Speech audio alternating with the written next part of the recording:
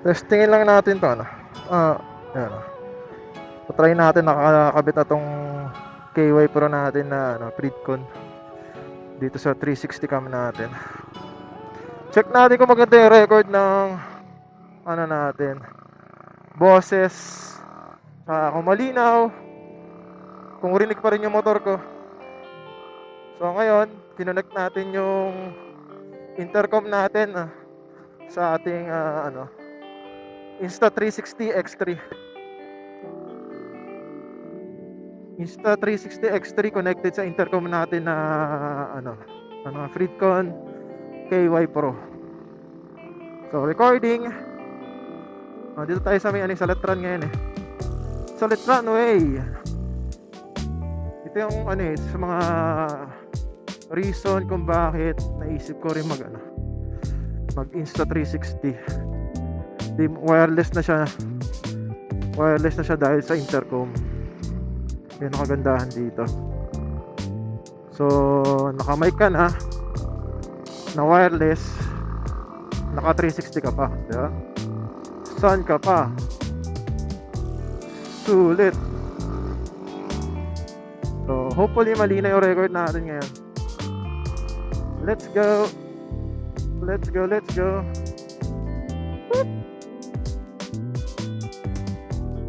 So buti hindi tumuloy yung ulan. Medyo makulimlim sa silang Galing ako silang ngayon Sinuli ko yung Toyota Vios. So ngayon uwi na tayo. Subukan ko lang mag-record.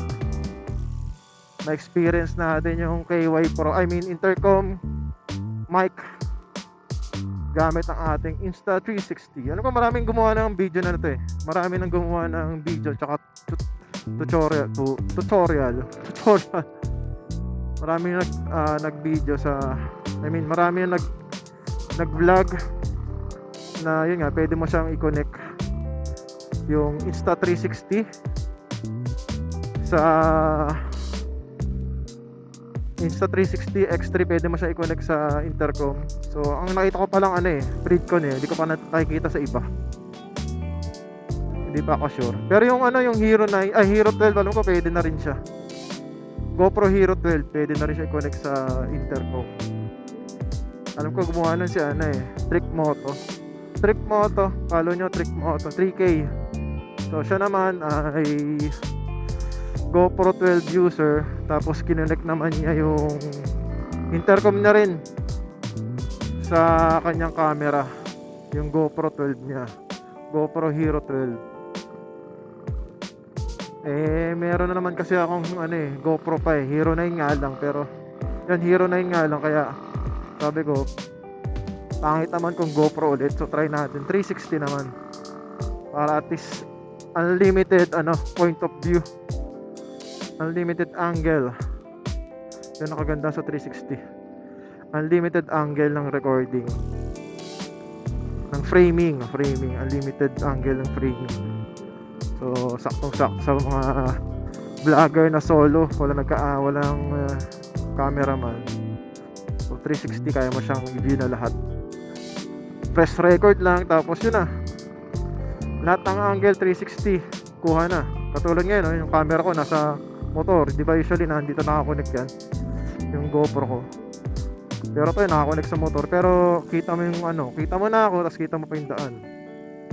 Diba? Yun ang kagandahan sa 360. So kung papipiliin ako, dapat pala dati pa lang nag 360 na ako. Tapos yung boses, yun, kagandahan nga lang dito, yun nga lang yung audio lang ang tanong kung maganda. Ay, tandaan.